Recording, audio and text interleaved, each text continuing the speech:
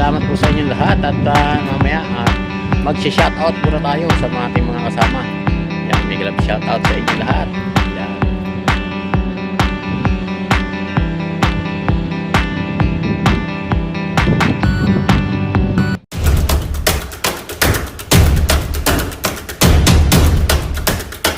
Magandang araw sa inyo lahat. Andito naman tayo sa stockpile area ng Santa Rosa, Laguna. Itong kanilang area.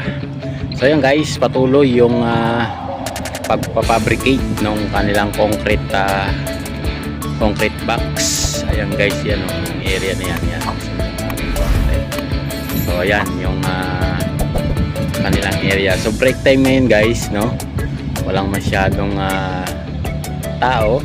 Break kasi hanggang dun yung kanilang area. Yan, dalawang lumipat lang tayo doon. Meron naman panibagong pinapatag at binubuhusan guys doon sa area na yan. Zoom lang natin konti. Ayun yung isang katutak na mga equipment doon guys sa area na yan. Meron na naman silang pinapatag doon. Yan, dito meron silang sariling gas station guys yan, no?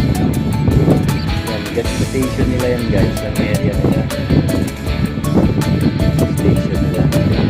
Dito, ayan, meron silang ginagawa dyan na tubo, yung linya ng mga tubo. Hindi natin alam kung sa kanya, kung sa kuryente ba yan, sa electricity guys yan, no?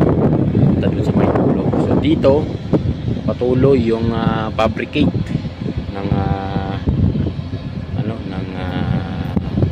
bakal, no, para dun sa paghulma ng mga concrete box guys. Yung girder box na yun guys, yan hanggang dun sa may dulo yan. Tapos naman nakalatag na yung SOG, meron ng nakabang na bakal yan, no? Lalatagan nila ng bakal yan hanggang dun yung kanilang area.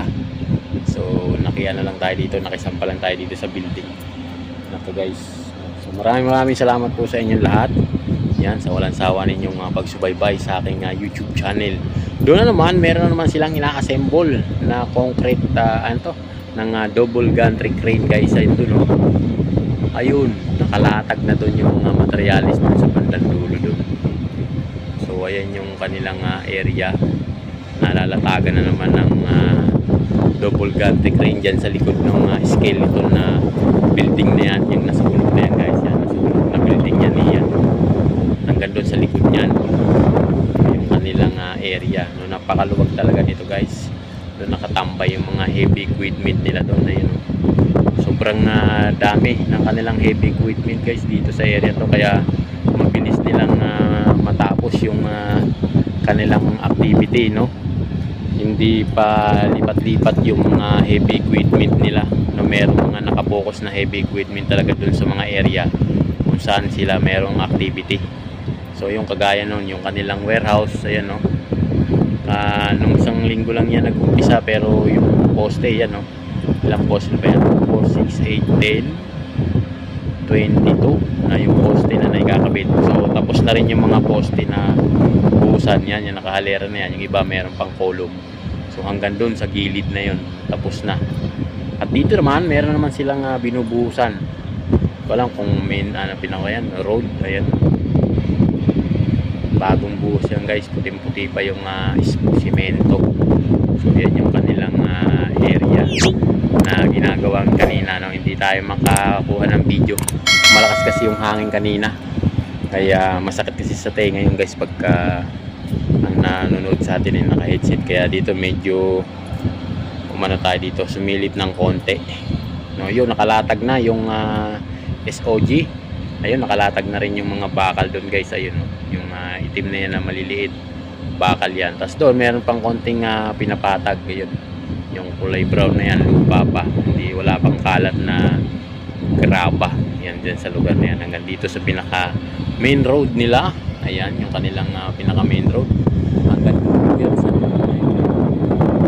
dito tayo ditong konti para makita nyo yung gaano kaluwang yung kanilang area. Ayan, hanggang dun guys, zoom lang natin hanggang dun na yun, no?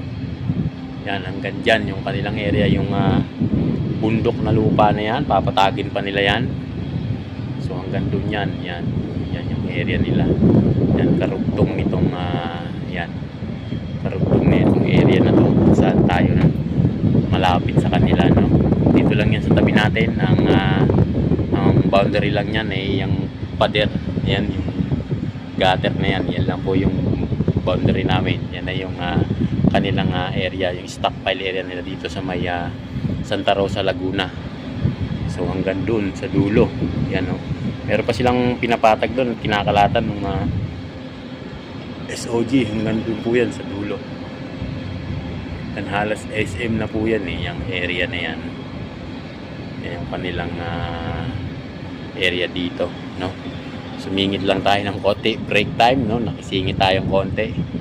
So yan, nakakuha tayo ng video. So yan yung kanila. Yan namang gasoline area nila, guys. Ayan, no? Pinaka-gasoline. Meron silang sariling gasoline station na yan. Yan, yung area na yan, gasoline station nila yan. Kasi nga marami silang mga heavy equipment dito na hindi nalalabas para magkarga lang ng gasolina. O saan yung mga istasyon ng ating mga Petron or Shell, no? So dito sa loob meron na silang sariling gasoline station. So yan yung kanilang area. Napakaluwang nito, guys. Sobrang luwang. Ayan, hanggang doon, no? Sobrang luwang nito. Kung dyan ka sa loob, no, bago ka siguro mga 20 to 25 minutes kang o 30 minutes ka maglakad hanggang dun sa dulo yan, hanggang dun sa may dulo, yung may kakahuyan na yun, guys, hanggang dun sa dulo yan, mula rito sa pinaka main road nila hanggang dun, hanggang highway na kasi, guys, yan sa may area na yan, sa may harap ng opisina nila. Yan, highway na yung mga may tumadaang sasakyan na yun, highway na yan, dyan yung pinaka main road nila. So yan, hanggang dyan. Maraming salamat po sa inyo lahat, no? Sa mga ating bagong subscriber, maraming salamat po sa inyo lahat. So, area. Doon yung silo nila, kompleto na rin. Meron na din conveyor. Yan, taas na natin. Laki. Silo nila na yan. Yan sa area na yan.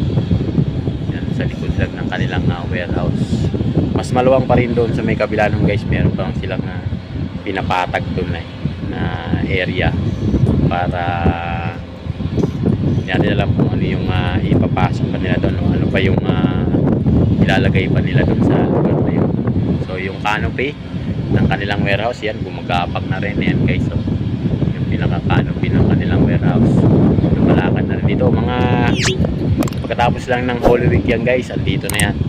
So nakaset up na rin kasi yung mga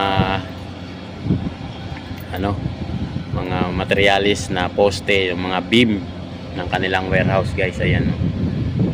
Yan yung mga poste na yan, papalakarin yan hanggang dito sa may tapat natin, guys. Ayan, yan yung pinakahuling poste yan sa may area na yan hanggang dito. So tingnan natin yan kung ano yung magiging susunod na hakbang nila pagkatapos nitong Holy Week, no? Ilang araw na lang kasi Holy Week na, kaya yung mga ibang tao natin yan, yung mga kasamahan natin, mga kababayan natin, panigurado mag-uuwian yan sa kanila kasi halos long weekend yung kanilang bakasyon, no? Kung saan man sila uuwi, no? At ingat po sa mga magbabakasyon yan, ingat po, no? Napaka dami natin napapanood na nagbabakasyon, no? Na talaga namang hindi inaasahan yung mga pangyayari dito sa lugar natin, guys. Hindi inaasahan yung mga pangyayari. So yan, guys, hanggang dito yan, hanggang dun sa area na yan, ayan. Hanggang dun sa area na yan yung kanilang responsibility area. So yan dito sa lugar na yan, ayan. Ayan, hanggang dun. Yan, maraming salamat po at ako'y magpapaalam na.